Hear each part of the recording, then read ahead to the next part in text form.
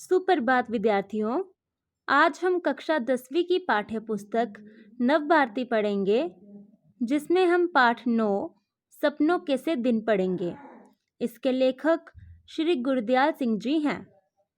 सबसे पहले हम गुरदयाल सिंह जी का जीवन परिचय पढ़ेंगे। जन्म। श्री गुरदयाल सिंह जी का जन्म 10 जनवरी 1933 को नानका गांव बेनीफरता जिला बरनाला में हुआ। कार्य। श्री गुरदयाल सिंह जी एक प्रसिद्ध पंजाबी साहित्यकार थे। साहित्यिक परिचय। वे आम आदमी की बात कहने वाले पंजाबी भाषा के विख्यात यानी कि प्रसिद्ध कथाकार थे। उनके पंजाबी साहित्य में आने से पंजाबी उपन्यास में बुनियादी तब्दीली आई थी। उन्होंने कई उपन्यास, नाटक और कहानियां लिखी थी। रेते दी एक मुट्ठी, ओपरा घर, अंधे घोड़े का दान, परसा, पक्का ठिकाना आदि उनकी प्रमुख रचनाएं हैं। प्राप्त पुरस्कार।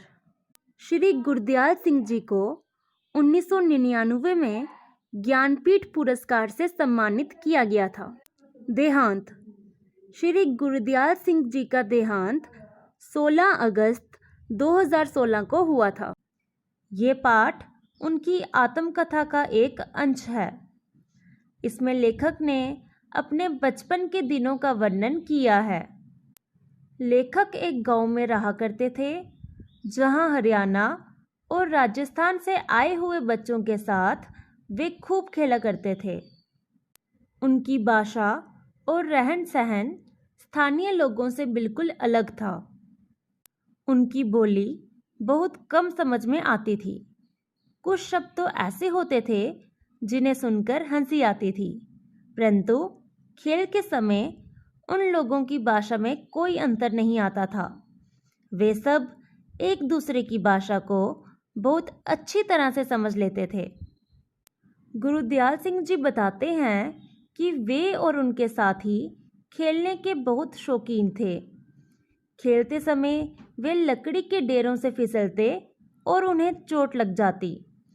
चोट खाकर जब वे घर जाते तो घर वाले उनकी चोटों को देखकर तरस खाने की जगह उनकी और पिटाई कर देते थे।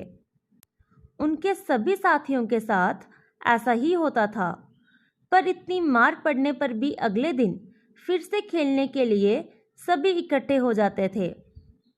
इतनी मार पड़ने के बाद भी बच्चे खेलने के लिए क्यों आ जाते हैं, ये बात लेखक को तब समझ में आई जब लेखक ने बाल मनोविज्ञान का विषय पढ़ा।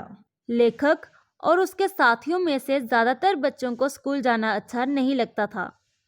उन दिनों यदि बच्चों को स्कूल जाना अच्छा नहीं लगता था तो माँ बाप भी उनके साथ ज़बरदस्ती नहीं करते थे।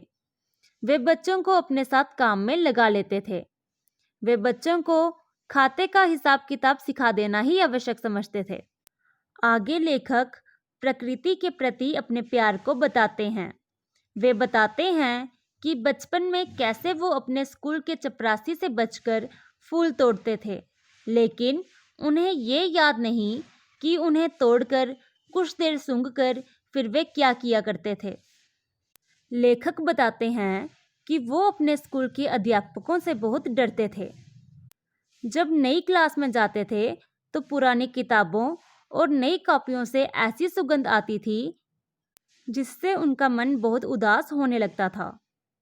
उन दिनों स्कूल में 1-1.5 महीना पढ़ाई होने के बाद 1.5-2 महीने की छुट्टियां होती थी। पहले 1 महीने में वे लोग खेलते रहते थे या फिर अपनी माँ के साथ ननिहाल जाते थे। वहाँ तालाब पर खूब खेलते और नहाते थे। उनकी नानी उन्हें खूब दूध, दही, मक्खन खिलाती और लाड प्यार करती थी। जब छुट्टियों का 1 महीना शेष बचता तो उन्हें स्कूल से मिले काम की याद आने लगती थी। हिसाब वाले मास्टर जी 200 से कम सवाल नहीं देते थे। वे लोग 10 सवाल हर रोज करने की योजना बनाते। इस प्रकार 200 सवाल 20 दिन में पूरे हो जाएंगे, ऐसा सोचकर फिर खेलने में लग जाते थे। इस प्रकार 15 दिन और निकल जाते थे। फिर वे लोग 15 सवाल प्रतिदिन करने की सोचते थे। लेखक के साथियों में एक साथी ओम्मा था जो बहुत बहादुर था। लेखक के साथियों को छुट्टियों में स्कूल का काम करने की अपेक्षा मास्टर के हाथों से मार खाना सस्ता सौदा लगता था।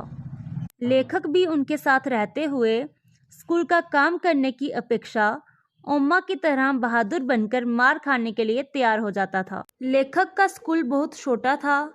उसमें केवल 9 कमरे थे। दाईं ओर से पहला कमरा हेडमास्टर श्री मदन मोहन शर्मा जी का था। पीटी मास्टर प्रीतम चंद की मार के डर से सभी बच्चे प्रार्थना के समय सीधे कतारों में खड़े रहते थे। यदि उन्हें कोई भी बच्चा जरा भी हिलता हुआ दिखाई दे जाता तो उसे पीटी मास्टर बुरी तरह से मारते थे। मास्टर प्रीतम चंद से विपरीत स्वभाव वाले हेडमास्टर शर्मा जी थे। वे कभी भी किसी भी बच्चे को नहीं मारते थे। लेखक को अपना स्कूल कभी भी अच्छा नहीं लगता था। पहली कक्षा से लेकर चौथी कक्षा तक के अधिकतर बच्चे स्कूल रोते चिल्लाते हुए जाते थे। लेखक को स्कूल में केवल स्काउटिंग का अभ्यास करते समय अच्छा लगता था। अभ्यास के समय वे लोग खाकी वर्दी पहनते थे। पीटी मास्टर जी अभ्यास करवाते समय नीली पीली झंडियां बच्चों के हाथों में देते थे। जब कभी भी अभ्यास करते समय पीटी मास्टर जी बच्चों को शाबाश देते थे तो बच्चों को ऐसा लगता था जैसे फौज में मिलने वाले सभी तमंगे यानी कि मेडल उन्हें मिल गए हों। लेखक के परिवार की आर्थिक स्थिति अच्छी नहीं थी।